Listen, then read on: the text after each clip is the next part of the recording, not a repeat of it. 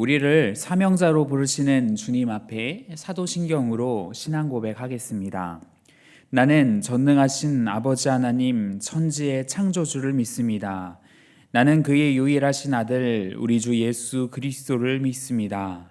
그는 성령으로 잉태되어 동정녀 마리아에게서 나시고 본디오 빌라도에게 고난을 받아 십자가에 못 박혀 죽으시고 장사된 지 사흘 만에 죽은 자 가운데서 다시 살아나셨으며 하늘에 오르시어 전능하신 아버지 하나님 우편에 앉아 계시다가 거기로부터 살아있는 자와 죽은 자를 심판하러 오십니다.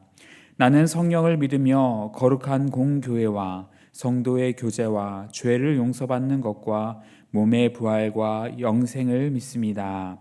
아멘. 네, 다 함께 찬송가 540장을 부르시겠습니다. 찬송가 540장입니다. 주의 음성을 내가 들으니 사랑한단 말일세. 믿는 마음으로 주께 가오니 나를 영접하소서. 내가 매일 십자가 앞에 더 가까이 가오니 구세주의 흘린 보배 피로써 나를 정케 하소서. 주여 넓으시는 해 베푸사 나를 받아주시고 나의 품은 뜻 주의 뜻같이 되게 하여 주소서. 내가 매일 십자가 앞에 더 가까이 가오니 구세주의 흘린 보배 피로써 나를 정케 하소서. 주의 보좌로 나아갈 때에 어찌하니 기쁠까. 주의 얼굴을 항상 배우니 더욱 친근합니다. 내가 매일 십자가 앞에 더 가까이 가오니 구세주의 흘린 보배 피로써 나를 정케 하소서. 우리 구주의 넓은 사랑을 증량할 자 없으며 주가 주시는 참된 기쁨도 헤아릴 수 없도다. 내가 매일 십자가 앞에 더 가까이 가오니 구세주의 흘린 보배 피로써 나를 정케 하소서. 아멘. 오늘 우리에게 주신 하나님의 말씀은 사도행전 21장 1절에서 14절까지의 말씀입니다. 신약 225면에 있습니다.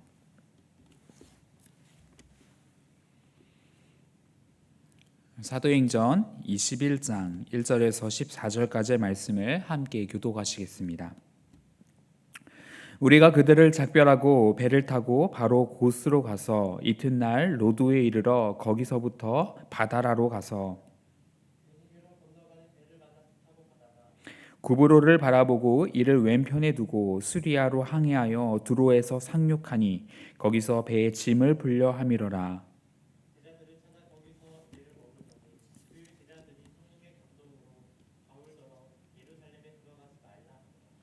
이 여러 날을 지낸 후 우리가 떠나갈새 그들이 다 그 처자와 함께 성문 밖까지 전송하거늘 우리가 바닷가에서 무릎을 꿇어 기도하고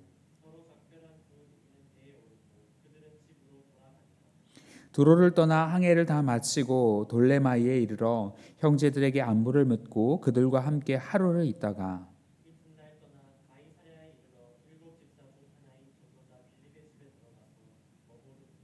그에게 딸 넷이 있으니 처녀로 예언하는 자라. 여러 날 머물러 있더니 아가보라 하는 한 선지자가 유대로부터 내려와 우리에게 와서 바울의 띠를 가져다가 자기 수족을 잡아매고 말하기를 성령이 말씀하시되 예루살렘에서 유대인들이 이같이 이 띠 임자를 결박하여 이방인의 손에 넘겨주리라 하거늘. 우리가 그 말을 듣고 그곳 사람들과 더불어 바울에게 예루살렘으로 올라가지 말라. 바울이 대답하되 여러분이 어찌하여 울어 내 마음을 상하게 하느냐. 나는 주 예수의 이름을 위하여 결박당할 뿐 아니라 예루살렘에서 죽을 것도 각오하였노라 하니. 그가 전함을 받지 아니하므로 우리가 주의 뜻대로 이루어지이다 하고 쳤노라. 아멘. 네, 오늘 본문은 바울의 3차 전도 여행의 마지막 여정입니다. 바울은 이제 에베소에서 3년간 감당했던 사역을 마무리하고 예루살렘으로 돌아가게 됩니다. 이 에베소에서 출발해서 예루살렘으로 가는 여정이 오늘 본문의 내용이다. 이렇게 말씀드릴 수 있겠습니다. 이 사도행전의 저자 누가는 바울이 예루살렘에 도착하기까지의 과정을 비교적 상세하게 기록하고 있습니다. 오늘 본문에 따르면 바울이 예루살렘에 도착하기까지 총 6개의 도시를 경유하게 됩니다. 고스, 로도, 바다라, 두로, 돌레마이, 이 가이사랴와 같은 지역입니다. 성경에서는 우리가 이렇게 읽을 때는 잘 보이지 않는데요. 이 경로를 이렇게 지도에서 확인을 해 보면 이 바울이 예루살렘으로 갈 수 있는 가장 빠른 동선을 선택했다는 걸 알 수가 있습니다. 나중에 한번 지도를 통해 확인해 보시기 바랍니다. 마치 우리가 이 미금역에서 야탐역을 이렇게 가려고 하면 이 정자역, 순회역, 서현역, 임회역 이렇게 지나서 야탐역에 도착을 하게 되거든요. 이 많은 역을 경유해서 시간이 지체되는 것 같은데 그게 일직선으로 딱 올라가는 가장 빠른 동선이기도 합니다. 이 바울은 할 수 있는 한 가장 빠른 길을 선택해서 이렇게 예루살렘으로 이동하고 있는 것을 오늘 본문을 통해서 볼 수가 있습니다. 또 이러한 동선은 목적지를 향해서 좌고우면하지 않고 최선을 다해 다름질하는 바울의 마음을 잘 드러내 보여주는 것 같습니다. 바울은 지금 목적지를 향해 힘차게 달려가고 있습니다. 그러나 그 가운데서도 하나님이 맡겨주신 양들을 돌보는 일에 최선을 다합니다. 4절에 보니까 두로에 도착한 바울이 제자들을 찾아서 함께 교제하는 모습 발견할 수 있습니다. 또 7절에 의하면 돌레마이에서 또 하루를 할애해서 형제들에게 안부를 묻습니다. 또 8절에 따르면 가이사랴에서도 빌립의 집에서 또 제자들과 함께 교제하였음을 알 수 있습니다. 우리가 사실 바울이라고 하면 이분이 또 너무나 이렇게 똑똑하신 분이다 보니까 뭔가 복음에 대해서 논리정연하게 강변하는 설교자 혹은 신학자와 같은 사람이다 이렇게 생각할 때가 많은데요. 사실 바울은 신학자라기보다는 한 영혼을 정말 귀하게 여기고 뜨겁게 사랑하는 이 목회자와 같은 사람이었다는 것 오늘 본문을 통해서 다시 확인할 수 있습니다.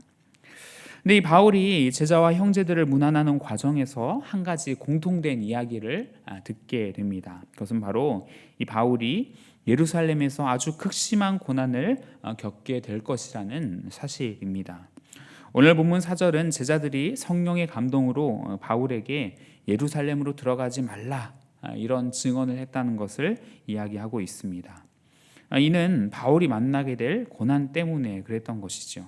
또 11절에 의하면 아가보라는 선지자가 바울을 찾아와서 이 바울이 예루살렘에서 체포될 것을 증언하고 있습니다. 이 이야기들을 들은 성도들은 모두 바울을 적극적으로 만류합니다. 예루살렘으로 가지 않았으면 했다는 거죠. 그들은 바울을 너무 많이 사랑했고 바울이 고난을 겪지 않기를 바랬습니다. 이런 성도들의 모습을 통해서 우리는 바울의 변화를 다시 한번 체감하게 되는데요. 몇 년 전까지만 해도 이 제자들이 회심한 바울을 두려워해서 그에게 친교의 악수를 나누기를 두려워했었습니다. 그런데 이제는 모든 것이 바뀐 거죠. 많은 사람에게 미움을 받았던 바울이 이제는 사랑받는 형제가 되어 있었습니다. 참 감격적인 순간이 아닐 수 없습니다. 수많은 사람에게 사랑받는 목회자 바울. 이 바울이 지금 성도들에게 부탁받는 일은 예루살렘으로 가지 않았으면 좋겠다라는 그런 의견이었습니다. 그러나 이 바울은 뜻을 굽히지 않고 결연한 태도로 끝까지 예루살렘에 가겠다고 이야기하는 모습을 오늘 본문을 통해서 볼 수 있습니다. 오늘 본문 13절에 따르면 바울은 이렇게 고백합니다. 나는 주 예수의 이름을 위하여 결박당할 뿐 아니라 예루살렘에서 죽을 것도 각오하였노라. 이렇듯 바울은 굳건한 태도를 가지고서 자신이 가야 할 그 사명지로 발걸음을 옮기겠다고 선언하고 있습니다. 이게 오늘 본문의 내용입니다. 이렇듯 사도행전의 저자 누가는요, 예루살렘으로 올라가는 이 바울의 여정을 비교적 자세하게 기술하고 있는데요. 그렇다면 누가는 왜 이토록 자세하게 바울의 여정을 기록했을까요? 그 이유는 누가가 이 바울을 통해서 십자가를 지고 가시는 예수님의 모습을 보여주기 위함이었습니다. 다시 말해서 이 바울의 모습이야말로 예수님을 뒤따르는 제자들이 살아야 하는 삶이라는 것을 알려주고 싶었다라는 거죠. 오늘 본문에서 나타나 있는 바울의 모습을 곰곰이 좀 묵상해 보시면 이 바울의 모습이 예수님의 모습과 많이 닮아 있다라는 것을 우리는 금세 알아차릴 수 있습니다. 예수님께서 어떤 삶을 사셨습니까? 예수님은 이 땅에서 공생애의 삶을 사신 다음에 나중에 예루살렘에서 십자가를 지시고 온 인류를 위하여 돌아가시게 됩니다. 그런데 우리가 주목해야 하는 것은 예수님께서 십자가에 못 박히신 이 사건이 우연히 발생한 일이 아니었다라는 것입니다. 예수님께서 그냥 우연한 기회에 체포가 되어가지고 전혀 의도하지 않았는데 이렇게 십자가에 못 박혀서 돌아가신 일이 아니었다라는 거죠. 오히려 주님은 스스로 십자가를 지시겠다고 결단하셨고 또 유월절 어린 양이 되겠다고 결단하셨습니다. 그리고 그 이후에 이 십자가 사건이 일어나게 됩니다. 그 증거로 예수님께서는 3번에 걸쳐서 이 제자들에게 순한 예고를 하십니다. 내가 예루살렘으로 가서 십자가를 지고 죽임을 당할 것이다. 이렇게 3차례 반복해서 제자들에게 이야기를 해줍니다. 그것은 마치 바울이 밀레도에서 장로들에게 고별 설교를 할 때 내가 예루살렘에서 고난을 받게 될 것이다. 이렇게 미리 예고한 것과 똑같습니다. 근데 또 그럴 때마다 제자들이 어떻게 반응합니까? 이 순한 예고를 하시는 그 예수님 앞에서 그 말씀에 동조하는 것이 아니라 기도하겠다고 하는 것이 아니라 예수님을 적극적으로 만류합니다. 절대로 가시면 안 된다고 예수님을 설득하죠. 이런 제자들의 모습은 오늘 이 본문에서 바울이 예루살렘으로 가서는 안 된다라고 말리는 이 성도들의 모습과도 많이 닮아 있습니다. 그러나 그런 제자들의 만류에도 불구하고 이 바울은 끝까지 자신의 사명을 감당하는데 이런 모습은 또 결연한 태도로 자신이 마땅히 걸어가야 할 그 십자가의 길을 끝까지 걸어가셨던 예수님의 모습과 참 많이 닮아 있다라는 거죠. 그래서 오늘 본문은 의도적으로 이 바울이 걸었던 여정이 바로 예수님께서 걸어가셨던 그 십자가의 길이었다라는 것을 증언하고 있습니다. 특별히 사도행전 21장부터 28장은 소위 바울의 4차 전도 여행이라고 불리우는데 이 바울이 예루살렘에서 로마로 압송되어 가는 그 과정을 그리고 있습니다. 그런데 누가는요 이 여정을 기록할 때 예수님께서 십자가 지기 위해서 겪었던 여정과 완전히 일치하는 순서로 기록하고 있는 것을 우리가 볼 수 있습니다. 예수님은 처음에 이게 잡히신 다음에 산헤드린 공의회에서 먼저 재판을 받으셨고 그 다음에 로마의 지도자 빌라도 앞에서 재판을 받았고 그 다음에 유대 분본 왕 헤롯에게 가서 재판을 받습니다. 그 다음에 이제 십자가를 지시는데요. 이 바울도 완전히 똑같은 순서입니다. 그는 먼저 예루살렘에 도착했을 때 산헤드린 공의회에 신문을 받습니다. 그리고 그 다음에 로마 사람 벨릭스와 베스도에게 신문을 받게 되고 그 다음에 유대 분봉왕 아그리빠에게 신문을 받게 됩니다. 이 과정을 통해서 이 바울이 완전히 예수님이 가셨던 그 십자가의 길을 그대로 따라가고 있다라는 것을 이 누가가 의도적으로 보여주고 있다라는 거죠. 그래서 이렇게 십자가의 길을 따라가는 이 바울의 모습, 오늘 본문을 통해서 이렇게 우리 묵상하면서요, 우리는 예수님이 하셨던 말씀 하나를 기억하게 됩니다. 예수님께서 어떤 말씀 우리에게 하셨습니까? 누구든지 나를 따라오려거든 자기를 부인하고 자기 십자가를 지고 나를 따를 것이니라, 이렇게 말씀하셨습니다. 우리는 이 말씀 앞에 설 때 이런 생각을 하게 됩니다. 우리가 어떻게 예수님께서 지셨던 십자가 질 수 있겠는가? 그건 예수님이 하나님이니까 가능한 것이었어. 예수님이었으니까 가능한 것이었어. 우리는 도무지 그렇게 할 수 없을 거야. 또 2000년이 지난 옛날이나 가능하지 오늘날에는 도무지 일어날 수 없는 일이야 라고 생각할지 모르겠습니다. 그러나 오늘 본문에서 발견하는 이 바울의 모습은 그런 우리의 생각이 틀렸음을 알려줍니다. 바울이 성령의 힘을 입어서 이 십자가를 지고 자기 십자가를 지고 예수님이 가셨던 그 길을 묵묵히 따라간 것처럼 우리도 성령을 힘입는다면 우리 자신의 십자가를 지고 주님의 길을 따라갈 수 있다는 것을 오늘 본문이 우리에게 알려주고 있는 것입니다. 저는 잠시 오늘 본문을 묵상하면서 한번 바울의 마음이 되어 보았습니다. 이 에베소 밀레도에서 두로까지 이 배 타고 가는 여정은 꽤 긴 여정이었거든요. 이 지중해 한복판을 지나가는 여정인데요. 이 바울의 마음으로 배에 승선해서 바다를 우두커니 바라보았습니다. 이 파도를 가르고 죽음을 향해 나아가는 그 여정 가운데 아마도 바울은 이런저런 생각을 했겠죠. 근데 그 과정 가운데 아마 스데반 집사님의 얼굴 한 번쯤 떠올리지 않았을까 생각을 해봅니다.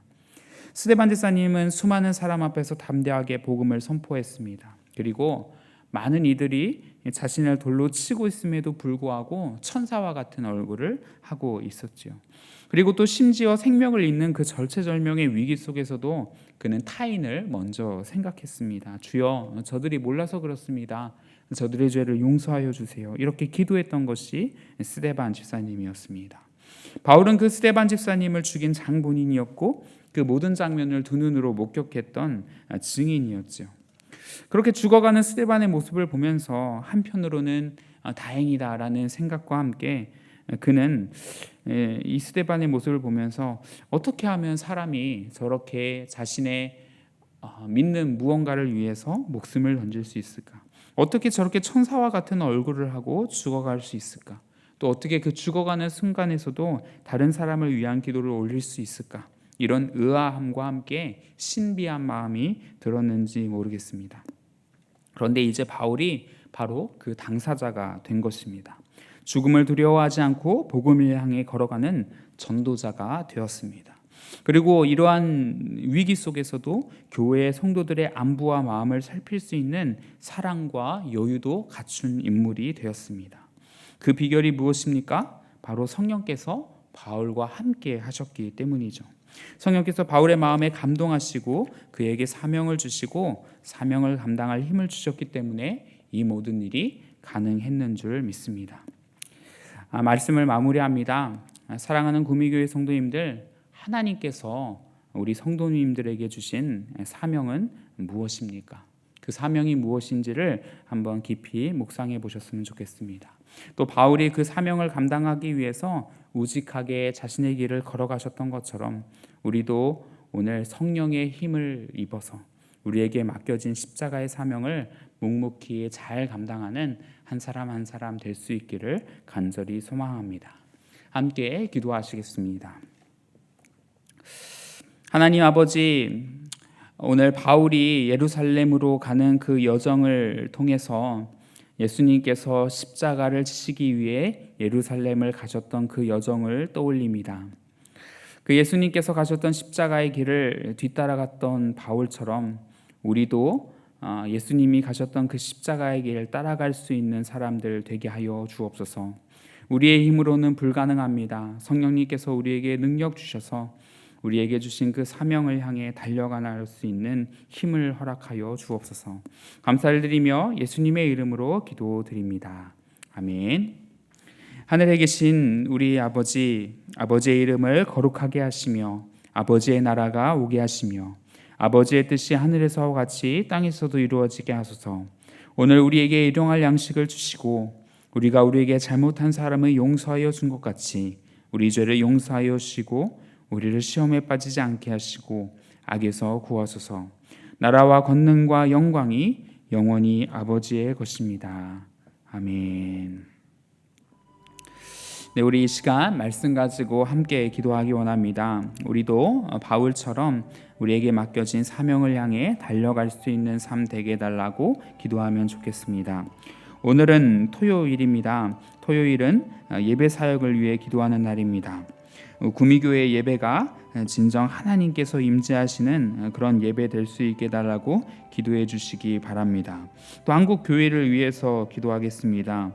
한국 교회가 진정 복음의 본질에 충성하는 그런 교회 되게 해달라고, 하나님께서 기뻐하시는 교회, 칭찬받는 교회 되게 해달라고 기도해 주시기 바랍니다. 또 우리 주변에 어려움 당하는 환우들이 있습니다. 회복 위해서 기도해 주시고 또 여러분의 개인적인 기도 제목을 위해서 기도하시기 바랍니다. 하나님께서 우리 기도를 들으시고 반드시 응답해 주실 줄 믿습니다. 함께 기도하시겠습니다.